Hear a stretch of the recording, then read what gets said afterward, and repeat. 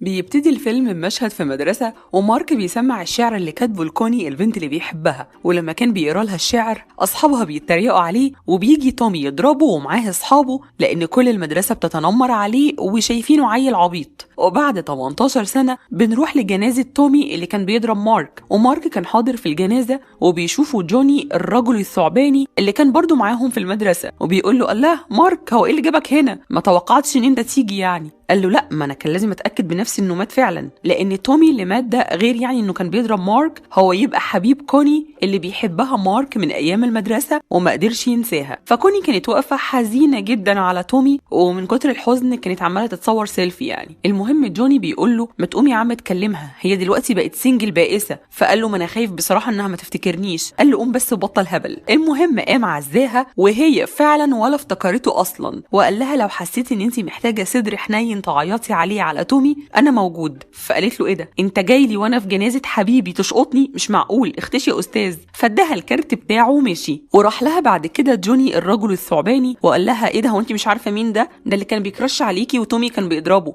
فقالت له النعمه ما عرفته، ده حتى اداني الكارت بتاعه. فلما جوني شاف الكارت قال لها مش معقول، هو يبقى صاحب الشركه دي؟ ده انا عندي عميل عايز يشتري الشركه بتاعته. فقالت له سو وات؟ قال لها ده عايز يشتريها ب20 مليون استرليني. قالت له طب هات الكارت. وفعلا كوني كلمت مارك عشان تحدد معاه ميعاد تقابله، وكوني تبقى شخصيه ماديه حقيره وممكن تعمل اي حاجه عشان الفلوس، وبيكون معاها دايما جوني الثعباني اللي بيقول لها انت لازم تتجوزي مارك عشان تاخدي نص الفلوس بتاعته. فقالت له لا انا ما اقدرش اتجوز واحد مش بحبه، لكن ممكن احتسي معاه الشاي عادي يعني. فقال لها معلش حبيبتي اعصري على مناخيرك ليمونه، دول 20 مليون استرليني. المهم بيتقابلوا ومارك بيفضل نفس الشخصيه الهبله من وجهه نظر كوني، لانه صراحه يعني تصرفاته وحركاته مستفزه فعلا. يعني هي هنا بتشتغل وبتقوله انها معجبه بيه وبتحاول تقول له do you love me؟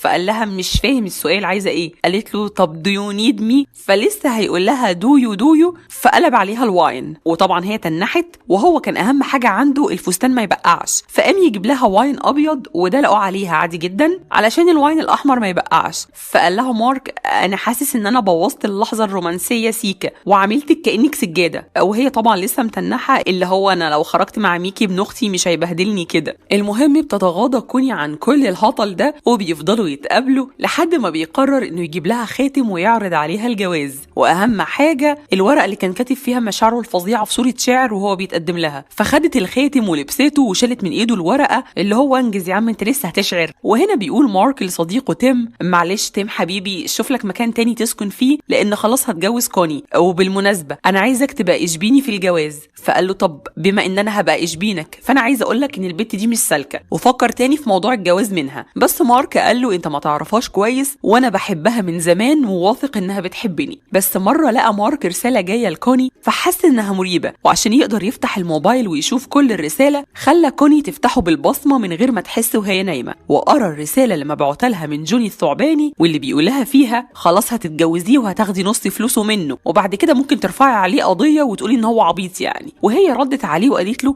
اسكت ده انا مش طايقاه بس مضطره ان انا اكمل معاه. فعرف كده فعلا انها مش سالكه زي ما قال له صاحبه تيم، وقرر ان هو ينتقم منها من غير ما يعرفها انه قرا الرساله. وابتدى بقى يتصرف تصرفات تقول ان هو اهبل بجد وان ميكي ابن اختها اعقل منه. يعني هنا مثلا بيحط لها الملح في الكوبايه وبيحط لها في المحفظه الورق الملون ده بدل كروت الفيزا يعني عشان تتحرج يعني لما تروح تشتري حاجه وما تلاقيش فلوس. لا وعشان عارف انها مش طايقاه حط لها في السقف صوره كبيره ليه علشان اول ما تصحى تتخض وتصطبح عليها، وعلق ورا السرير صوره ليها وهي حوله. لا هي تصرفات واحد اهبل فعلا يعني. وهنا بيخليها تلبس وتتأنتك على اساس ان هم هيتغدوا بره، فبيوديها على العربيه دي. لا وبيقول لها حاسبي انت عشان انا نسيت الفلوس. وكمل المصيبه لما عاملها معامله الشاورما ودلق عليها التوميه، وهي كل ده الماديه المهزأه مكمله معاه عادي عشان فلوسه، لدرجه انها لما راحت عشان تختار فستان للجواز ولا واحد من الفساتين القمر دي عجبه، وقال لها انا عاجبني الفستان ده. فقالت له البياعه بس حضرتك ده فستان اشبينا لطفله. وقالت له كوني ده فستان طفله واخضر. فقال لها هي نونوت في دماغي ومش هتجوزك غير بالفستان الاخضر ده. وبعت لتيم صاحبه يجيله على المحل، واول ما دخل وشافها قال لها ايه الشياكه دي، ايه الاناقه دي.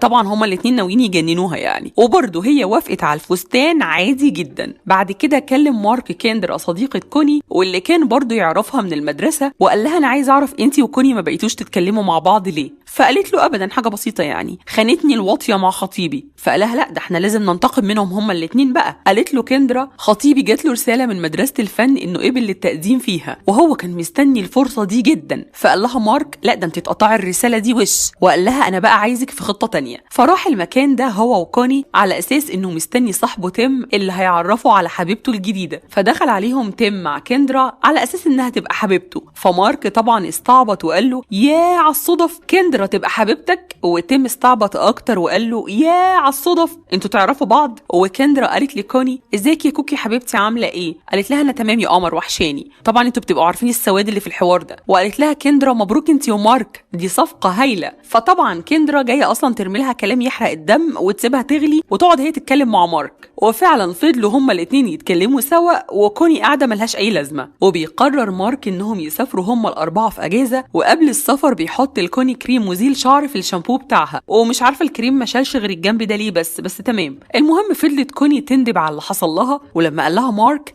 البسي كده اي طاقيه كبيره ولا بتاع دي عشان الناس قربوا يجوا لازم نجهز يعني. فقالت له طاقيه ايه؟ انا مستحيل اخرج للناس بشكلي ده. فقال لها خلاص نلغي الرحله. قالت له الله يعمر بيتك. وقال لها ونلغي الجواز كمان. فقالت له الله يخرب بيتك. قال لها طب ما انت قلتي مش هتقدري تطلعي قدام الناس كده. قالت له لا ده لوك القرعه ده هايل انا هتجوز بيه كده. وبيركبوا العربيه وبيقعدها ورا جنب الكلب اللي مش بتحبه، وبتروح تنام في خيمه وبيفضل يسوق في معاملتها ويبهدلها وبتتبهدل اخر بهدله يعني، لحد ما بتقعد معاه كندرا وبتقول له هو احنا هنفضل نعمل كده لامتى؟ الانتقام مش هيوصلنا لحاجه وانت بتعمل حاجه عكس طبيعه شخصيتك. فقال لها احنا بنحاول نسترد كرامتنا، وانا رايي ان انت تقطعي الجواب اللي وصل لخطيبك من المدرسه وتريحي دماغك. فطلعت كندرا الجواب وصورته وبعتته لخطيبها وقالت لمارك انا كان لازم اعمل كده من الاول، وفي فرق ما بين استرداد الكرامه والانتقام، وكوني اصلا كانت تعيسه في حياتها وانت بتصرفاتك دي بتخليها تعيسه اكتر. وشويه كلام بقى من بتاع ايقاظ الضمير ده. المهم بيقرر مارك ان هما يمشوا،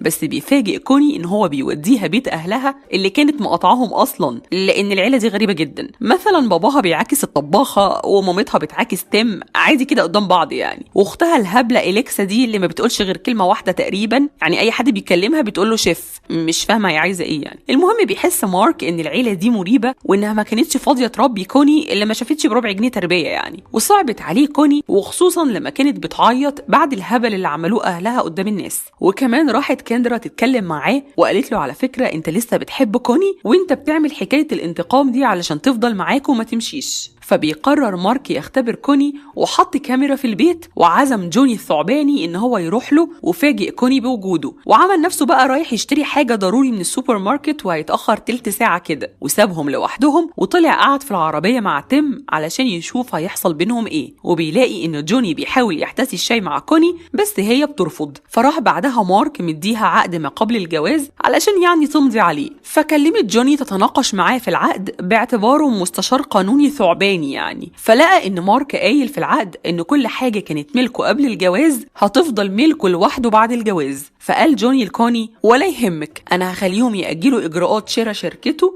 لحد ما يتم البيع بعد الجواز، وبكده هيبقى ليكي حق فيها. وبتحضر كوني حاجتها وبتستعد للجواز، وبتلاقي المسؤول عن الاكل بيكلمها علشان عايز يتاكد من عدد المعازيم. فوهي بتدور على الورقه اللي فيها العدد بتلاقي في حاجه مارك الشعر اللي كان كاتبه لها وهي صغيره لما كانوا في المدرسه، وبتحس ان مارك بيحبها بجد من زمان وهي ما قدرتش الحب ده. اما مارك فبيقرر يفرفش ويجيب اخوات فاضلات هو وتيم علشان يحتفلوا بتوديع العزوبيه، بس عمل كده يعني قدام كوني. ولما مشيت قال لي تيم احتفل انت انا رايح انام. ولما دخل اوضته قرا نفس الشعر وافتكر انه لما حصل الموقف ده وتومي المرحوم قعد يضربه كوني دفعت عنه وقالت لهم كفايه كده. فبيحس انها كانت كويسه لولا عيلتها الشمال دي. المهم بنروح ليوم الجواز وبيجي المارك تليفون من المحامي بيقول له انه حصل خطأ عبيط كده في اسم الشاهد على عقد بيع شركته والموضوع هيتأجل يومين، وبكده العقد هيتم والفلوس هتوصل له بعد الجواز ومن حق كوني انها تشاركه فيها. طبعا الحركه دي اللي عملها جوني الثعباني يعني. المهم مارك وافق عادي جدا على تأجيل العقد وما فكرش ايه اللي ممكن يحصل له من كوني. ولما دخلت كوني والقس بدأ في مراسم الجواز وسأل مارك تقبل كوني كزوجة ليك؟ فقال له اقبل. اما لما سأل كوني تقبلي مارك كزوج ليكي؟ فحست ان هو ما يستاهلش يتخدع اكتر من كده وقالت له لا انت تستاهل واحده احسن مني وانا عارفه موضوع الفلوس على فكره. فقال لها عارف وما يهمنيش. فقالت له انا بحبك. فقال لها شكرا ان انتي رفضتيني واسف على شعرك. فقالت له وانا اسفه على كل حاجه، بس انت ليه ما نهيتش الموضوع من وقتها؟ فقال لها ما قدرتش لاني بحبك. فاضطر بقى يتدخل التعبان في الموضوع وقال لها ما توافقي يا اختي، الفلوس هتروح مننا. فقالت له اخرج بره انت والبت الشمال بتاعتك. فخرج هو والبت الشمال اللي كان وعدها ان هم هيقلبوا فلوس من كوني بعد ما تقلبها هي من مارك. ثعباني يعني. وما رضيتش توافق كوني على الجواز، واعتذر مارك للقس وقال له يا ابني كل شيء اسمه نصيب، اهم حاجه ان انا هاخد اجرتي يعني. فلما عرفت مامة كوني موضوع الملايين عرضت عليه ان هو يتجوز اخت كوني الهبله اللي راحت قالت له شيف. فقال لها مامتك اسمها شريف، ومشي وساب كوني اللي فضلت كندرا تخفف عليها اللي حصل، وبيبان ان هو نفض لها عادي وخلاص بقى عنده كرامه يعني. بس كان بيتكلم وبيقول كلام معناه انه صعب يسيب الماديه الحقيره الوصوليه اللي بيحبها، وخصوصا بعد ما ابتدت تحبه. فشكله هيكمل معاها يعني والفيلم بيخلص. نكون قد وصلنا إلى نهاية هذا الفيديو. إذا أعجبكم وتريدون المزيد من هذه الفيديوهات اضغطوا على زر لايك واخبرونا في التعليقات، ولا تنسوا اشتركوا في القناة وفعلوا زر الجرس لتكونوا أول من يتوصل بالفيديو القادم. نلتقي في الحلقة القادمة، إلى اللقاء.